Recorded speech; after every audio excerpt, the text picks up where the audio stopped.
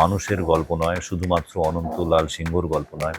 এই গল্পটা হচ্ছে এমন একটা প্রশ্নের যেটা আপনার আমার সবার মনে আছে। অভিনেতা সত্তা কিভাবে এই 9টা চরিত্রকে আলাদা আলাদাভাবে ডিফাইন করতে পারছে, তো সেটার পেছনেও পরিশ্রম করেছে। ও যখন এই ক্যারেক্টারটা তোমার কাছে নিয়ে এসেছিল, তোমার কি ভাবনা চিন্তা এবং তোমার রিয়াকশন কি ছিল? টোটাদার সঙ্গে তোমার এতদিনের প্রথম ছবি এবং মানে টোটাদা ভীষণ এক্সাইটেড, কারণ বলছে যে আমি একটা অন্য জিতের সঙ্গে আমার পরিচয় ছিল, কিন্তু আমি একটা অন্য জিতকে আবিষ্কার করেছি। আর এই গল্পটা শুধুমাত্র অনন্তর গল্প নয়, শুধুমাত্র একজন মানুষের গল্প নয়। এই গল্পটা হচ্ছে প্রশ্নের গল্প। ছোট চরিত্র হতে পারে, কিন্তু তাদের চরিত্রটা ভীষণ ইম্পর্টেন্ট চরিত্র। আমরা তোমার কাছ থেকে কিন্তু খুব কম ছবি পাই, এবার কি একটু ছবির সংখ্যাটা বাড়তে পারে? অবশ্যই, আমি তো চাই বছরে অ্যাটলিস্ট 2 থেকে 3টে ছবি যাতে আমি মানুষের কাছে নিয়ে তুলে ধরতে পারি, আমারও ভালো লাগবে। নমস্কার, দৈনিক স্টেটসম্যান ডিজিটালে আপনাদের সকলকে স্বাগত। সঙ্গে রয়েছে আমি দেবযানী, আর আজ আমার সঙ্গে রয়েছেন আমাদের সুপারস্টার জিৎ। আসছে প্রথমেই মানে এবার স্বাধীনতা দিবস, 80 বছর, আর সেই প্রাক্কালে তার ছবি হচ্ছে কেউ বলে বিপ্লবী, কেউ বলে ডাকাত, পরিচালক প্রতীক্ষিত বসু। তা এই সব কিছু নিয়েই আজকে আমাদের আড্ডা হবে জিতের সঙ্গে। জিৎ, প্রথমেই তোমাকে জানাই আমাদের দৈনিক স্টেটসম্যান ডিজিটালের তরফ থেকে স্বাগত। Thank you very much. কেউ বলে মানে ছবির নামটাই এমনভাবে রয়েছে, কেউ বলে বিপ্লবী, কেউ বলে ডাকাত। এটার মধ্যে দিয়েই কিন্তু একটা প্রশ্ন উঠে আসছে একেবারে, মানে আর এই গল্পটা হচ্ছে সেই প্রশ্নেরই গল্প। এই গল্পটা শুধুমাত্র অনন্তর গল্প নয়, শুধুমাত্র একজন মানুষের গল্প নয়। এই গল্পটা হচ্ছে প্রশ্নের গল্প। সেই প্রশ্নটা পরাধীন ভারতেও ছিল, স্বাধীন ভারতও থেকে গেছে, যে আমরা যেই স্বাধীনতা চেয়েছিলাম সেই স্বাধীনতা কি পেয়েছি? এই প্রশ্নটা, আমরা কি স্বাধীনতা চেয়েছিলাম আর কি স্বাধীনতা পেয়েছি, সেটা কি হয়েছে না হয়েছে তার জন্য আমরা ছবি দেখব। কিন্তু যেটা মানে ভীষণ তোমার দর্শক বলো বা তোমাদের একটা আলাদা পুল রয়েছে, জিতের ছবি আসছে আর কি তাদের কাছে। তো সেখানে দাঁড়িয়ে এবারে কি এই স্বাধীনতার 80 বছর উপলক্ষে তোমার এই ভাবনা চিন্তা বা এই ভাবনাটাকে তুমি বেছে নিলে? কারণ অনন্ত সিংহ এমন একজন মানুষ, তাকে এই সময়ের মানুষদের ভীষণভাবে জানা উচিত, যেটা পরিচালকের মানে বারবার সে বলেছে। ও যখন এই ক্যারেক্টারটা তোমার কাছে নিয়ে এসেছিল, তোমার কি ভাবনা চিন্তা এবং তোমার রিয়াকশন কি ছিল? না, আমি এটাকে বেছে নিইনি। আমার মনে হয় ডেস্টিনি এটাকে বেছে নিয়েছে যে আমরা এই সময় একসাথে কাজ করব। কারণ অনন্তকে নিয়ে আমার কাছে, অনন্ত সিংহর গল্প নিয়ে আমার কাছে একাধিক জন আগেও বলেছিল, আচ্ছা, কিন্তু কোনোদিন আর কি ওই আর কি রাইট ওয়েতে ল্যান্ড করেনি, খাপে খাপ যেটাকে বলে সেটা হয়নি। তো এবারে যখন গত বছরে প্রতিকৃত এসে আমাকে বলেছিল, দাদা 1 ঘন্টা সময় দাও, আমি তোমাকে কিছু শোনাতে চাইছি। তো আমি একদিন শুনলাম, মানে আমি খুব ফ্যাসিনেটেড হলাম গল্পটা শুনে এবং চরিত্রটা শুনে, আমার ভীষণ ভালো লেগেছিল। আর এটা কোইনসাইড করে গেছে যে হ্যাঁ, আমরা 80 বছর আমাদের স্বাধীনতা রয়েছে, সেই সময় এই সিনেমাটাকে রিলিজ করছি। তবে প্রথম দিনই যখন আমরা প্রডিউসার নন্দী মুভিজের সাথে বসে এটা নিয়ে কথা বলেছিলাম, তখন আমাদের দুজনেরই অলমোস্ট সাইমেলটেনিয়াসলি বেরিয়েছিল যে এটা আমাদের 15ই অগস্টের উইন্ডোতে রিলিজ করে, স্বাধীনতা দিবসের উইন্ডোতে রিলিজ করা উচিত। তো থ্যাঙ্কফুলি ওই সময়টাই আসছে এই ফিল্মটা। আর আমার মনে হয় যে এই ফিল্মটার গল্প শোনার পরে বেশ অনেকক্ষণ অনন্তর রেশ নিজের মধ্যে থেকে গেছিল। এখন তো রেশ শুধু নয়, এই রেশের জন্য প্রতীক্ষিত বলেছে তুমি প্রচুর জায়গায় গেছো।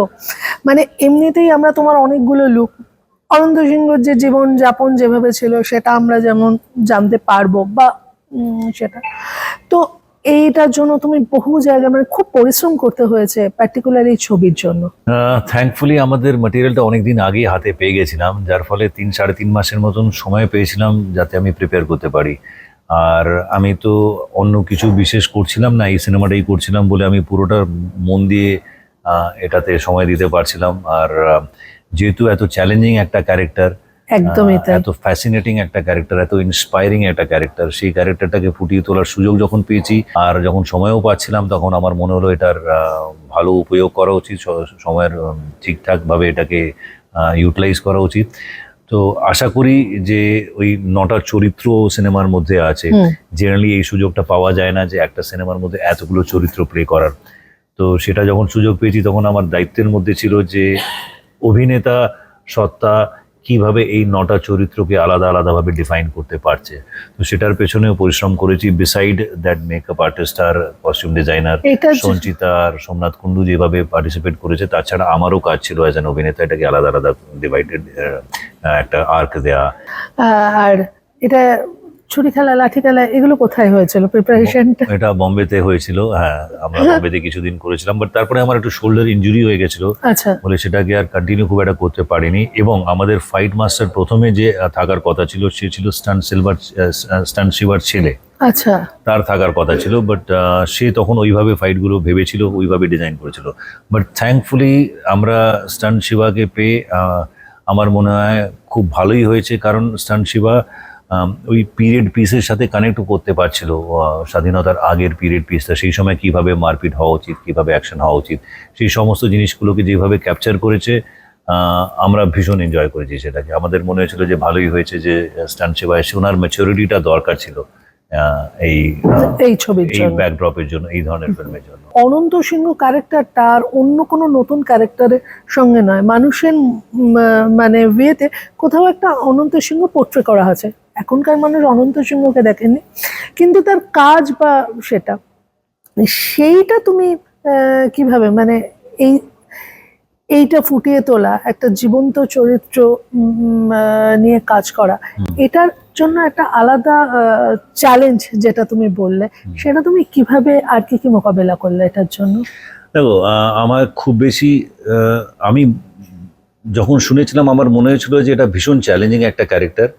এই ক্যারেক্টারের মধ্যে ভীষণ অপরচুনিটি আছে, সুযোগ আছে নিজের অনেকটা মানুষের সামনে তুলে ধরার। আমরা চেষ্টা করেছি যে অনন্তর যে জীবন দর্শন ছিল, অনন্তর যে বিচারধারা ছিল, সেগুলোকে মানুষের সামনে তুলে ধরার। আর সেগুলো আজকের দিনেও, আজকের জেনারেশনের সাথেও, আজকের ইউথের সাথেও কতটা রেলিভেন্ট আছে, সেটা যখন সিনেমা মানুষ দেখবে তখন বুঝতে পারবে। আমাদের তো মনে হয়েছিল যে এটা ভীষণভাবে আজকের ইউথের সাথেও রেজোনেট করতে পারবে অনন্তর আইডিওলজিগুলো। টোটাদার সঙ্গে তোমার এতদিনে প্রথম ছবি, মানে টোটাদা ভীষণ এক্সাইটেড, কারণ রয়েছে যে আমি একটা অন্য জিতের সঙ্গে আমার পরিচয় ছিল, কিন্তু আমি একটা অন্য জিতকে আবিষ্কার করেছি আর কি। এবং এই ছবিতে তোমার অনেক মানুষ রয়েছেন যারা কিন্তু খুব ছোট, কিন্তু একটা বড় বড় মানে তাদের প্রাধান্য একটা আলাদা পাবে আর কি এই ছবিটা। তুমি যদি তাদের সম্পর্কে একটু কিছু বলো।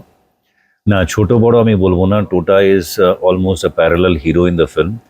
আর এই ফিল্মের মধ্যে দুজন মানুষ অনেকেই আছেন যারা নিজের অনেস্টির সাথে কাজ করেছেন। আমি খুব মেসমারাইজড হয়েছিলাম, খুব খুশি হয়েছিলাম যখন দেখছিলাম যারা ক্যারেক্টার ওয়াইজ যাদের স্পেসটা খুব কম আছে, যেটাকে তুমি ছোট বলতে চাইছো, সেই ছোট ছোট চরিত্রগুলো, ছোট চরিত্র হতে পারে কিন্তু তাদের চরিত্রটা ভীষণ ইম্পর্টেন্ট চরিত্র।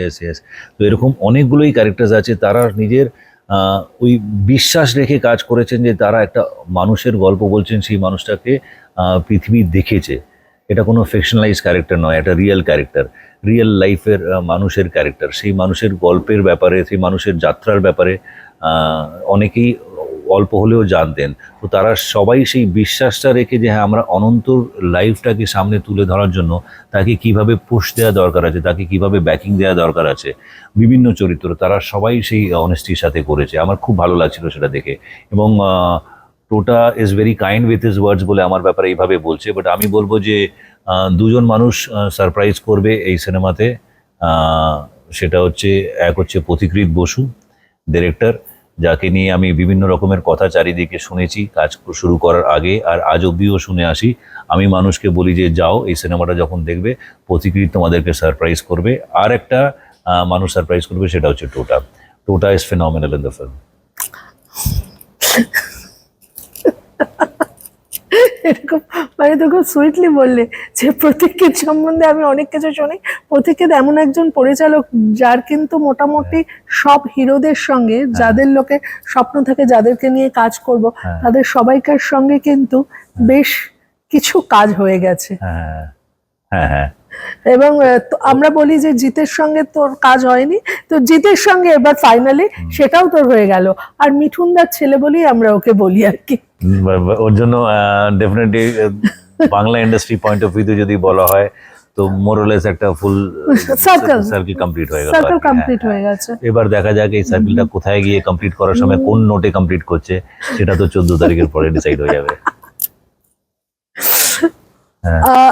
একটা জিনিস তোমার থেকে জানতে ইচ্ছে করছে ভীষণ ভাবে, কারণ তোমাকে তো আমরা বেশি পাই না। এটা আমার অনেক দিনের একটা প্রশ্ন ছিল, মানে আমরা তোমাকে অনেক, আজকাল তুমি নিজেকে অনেক জায়গা থেকে সরিয়ে নিয়েছো অনেকদিন ধরে। মানে আগে যেমন তোমাকে আমরা কিছুতে পেতাম কোনো অনুষ্ঠান নিয়েতে, বহুদিন তুমি সেই সব কোনো অনুষ্ঠান, নিজের ছবি ছাড়া তুমি আর কোনো দিকে কনসেন্ট্রেট করো না। কিন্তু খুব অবাক লেগেছিল যেদিনকে দেখেছিলাম যে আমাদের পরিবর্তন সরকারের অনুষ্ঠানে তুমি প্রেজেন্ট থেকেছো। এটা যদি একটু বলো, এটা আমার সেদিন থেকে প্রশ্নটা আমার মনের মধ্যে রয়েছে। না, আমার মনে হয় যে এটা সবাই বলে, বাট এই ধারণাটা কিছুটা হলেও পাল্টানো দরকার আছে from medias point of view. শুধু আমাকে পাল্টানোর কথা না বলে মিডিয়ারও কিছুটা ন্যারেটিভ চেঞ্জ করা উচিত। আমার যেখানে যেখানে মনে হয় যে এখানে প্রয়োজন আছে, এখানে পারপাস একদম। আছে যাওয়ার, সেখানে আমি যাই। সেটা নট নেসেসারিলি শুধু কমার্শিয়ালি ইনভলভ থাকে, সেটার সম্পর্কের খাতিরেও হয়, পরিস্থিতির খাতিরেও হয়, আমি যাই এমনটা নয়। আর এবারে এখন কি আছে, এবারে আমি এই রাজ্য বদল, সরকার বদলে যখন আমি গিয়েছিলাম, সেটা আজকের দিনে সোশ্যাল মিডিয়ার যেভাবে প্রেজেন্স আছে তাতে এটা মানুষ বলছে যে আজকে এবারে গেছিলাম। But for everybody's information including years, আমি কিন্তু 2011-তেও যখন সেদিনকে হ্যাঁ, তখনও গেছিলে। হ্যাঁ, তখনও সেটা গেছিলে প্রথম দিনের বিয়েটাতে তুমি ছিলে। হ্যাঁ, তো এখনো আমি মানুষের সাথে মিশতে ভালোবাসি। আমার মিডিয়ার প্রতিও অনেক রেসপেক্ট আছে এবং আমি জানি যে আমরা একে অপরের পরিপূরক। মিডিয়া আমাদের ইন্ডাস্ট্রিরই অংশ, আমিও মিডিয়ার অংশ। তো আমি এই জিনিসটা পুরোপুরিভাবে জানি। জাস্ট দ্যাট অনেক সময় আমার রিজনিংগুলো স্ট্রং মনে হয় না বলে আমি সব জায়গায় যাই না। And I am also very happy and content with my work commitments and my family commitments. তার বাইরে যদি পারপাসফুল কিছু হয় আমি ডেফিনেটলি ভালোবাসবো যেতে। বর্তমানে আমরা এটা বারবার বলেছি যে আমাদের টালিগঞ্জে প্রচুর কিছু সাফার করতে হয়েছে টালিগঞ্জে, এবং আশা করছি টালিগঞ্জে আমরা একটা সুস্থ পরিবেশে আগামী দিন কাজ করতে পারবো। তুমি সেই জায়গা কিভাবে দেখছো? অবশ্যই আমি চাই যে আমাদের ইন্ডাস্ট্রি একটা সুস্থ পরিবেশে ফাংশন করুক, যেখানে কাজ করার সব রকমের সুবিধা থাকুক, আর কোনো রকমের অবস্ট্যাকেলস, আননেসেসারি অবস্ট্যাকেলস না যাতে হয়, অ্যান্ড স্মুথ ওয়েতে ইন্ডাস্ট্রি ফাংশন করুক। নট অনলি সিনেমা ইন্ডাস্ট্রি, আমি খুবই আশাবাদী যে আগামী দিনে এই নতুন সরকারের হাত ধরে অন্যান্য সমস্ত ইন্ডাস্ট্রিজগুলো, পুরো রাজ্যটাই, সেখানে একটা এমপ্লয়মেন্ট আসবে, সেখানে ইন্ডাস্ট্রিজ আসবে, সেখানে গ্রোথ আসবে, সেখানে মানুষের পকেটে টাকা থাকবে, মানুষ রোজগারের জায়গাগুলো আরও উন্নত হবে, আরও স্ট্রং হবে। এই আশা নিয়েই আমি বসে আছি, আমরা সকলেই বসে আছি। আমরা চাই যে আগামী দিনে বাংলার যেন সেই হারিয়ে যাওয়া অস্মিতা, হারিয়ে যাওয়া বাংলার গৌরব, বাংলার সংস্কৃতি, সেগুলো যেন আবার ফিরে আসে এবং বাংলা যেন আবার মাথা উঁচু করে ভালো ভালো কাজ করুক বিভিন্ন সেগমেন্ট অফ লাইফে। আমরা তোমার কাছ থেকে কিন্তু খুব কম ছবি পাই, এবার কি একটু ছবির সংখ্যাটা বাড়তে পারে? অবশ্যই, আমি তো চাই বছরে অ্যাটলিস্ট 2 থেকে 3টে ছবি যাতে আমি মানুষের কাছে নিয়ে তুলে ধরতে পারি, আমারও ভালো লাগবে। কিন্তু কখনো কখনো ওই হয়ে ওঠে না, রাইট ম্যাটেরিয়াল আসে না। মাঝখানে আমি খাকি নিয়েও ব্যস্ত ছিলাম, সেখানে 6-7 মাস লেগে গেছিল। সো অল পুট টুগেদার, যাই হয়ে যাক না কেন, বাংলায় অ্যাটলিস্ট 2টো করে বছরের সিনেমা যদি আসে আমারও ভালো লাগবে। দর্শকদের কি বলবে যে ছবিটা 14ই অগস্ট রিলিজ করছে আমাদের এই সিনেমা, আর আপনারা বিভিন্ন সংবাদ মাধ্যমে জানতেই পারছেন যে এই সিনেমাটা শুধুমাত্র একটি মানুষের গল্প নয়, শুধুমাত্র অনন্তলাল সিংহর গল্প নয়। এই গল্পটা হচ্ছে এমন একটা প্রশ্নের, যেটা আপনার আমার সবার মনে আছে, যে আমরা কি সত্যি সেই স্বাধীন ভারত পেয়েছি, যেই স্বাধীন ভারতের আমরা অপেক্ষায় ছিলাম, বা যেই স্বাধীন ভারত আমাদের বিপ্লবীরা লড়াই করে আমাদের জন্য নিয়ে আসতে চেয়েছিল, আমাদের জন্য তৈরি করতে চেয়েছিল। সো প্লিজ যাবেন, এই প্রশ্নের উত্তরও আপনারা পাবেন, এই বিচারধারারও উত্তর পাবেন যে হ্যাঁ, ও আসলে কি ছিল, বিপ্লবী না ডাকাত। 14ই অগস্ট রিলিজ করছে সিনেমা হলে, সবাই যাবেন। এটা সব পরিবারের সাথে দেখার মতন cinema. So please come, all come together, watch the film.